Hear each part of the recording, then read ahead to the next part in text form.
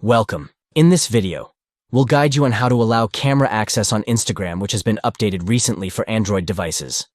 Let's get started.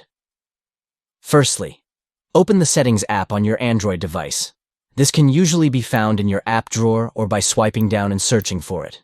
Next, navigate to the Applications section and search for the Instagram application. Once you find it, tap on it to open the app settings.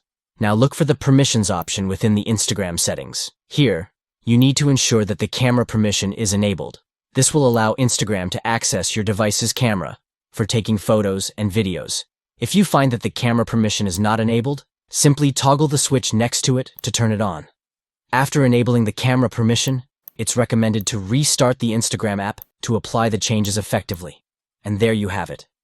By following these simple steps, you can allow camera access on Instagram for your Android device. Enjoy capturing and sharing moments seamlessly on the platform. Thank you for watching.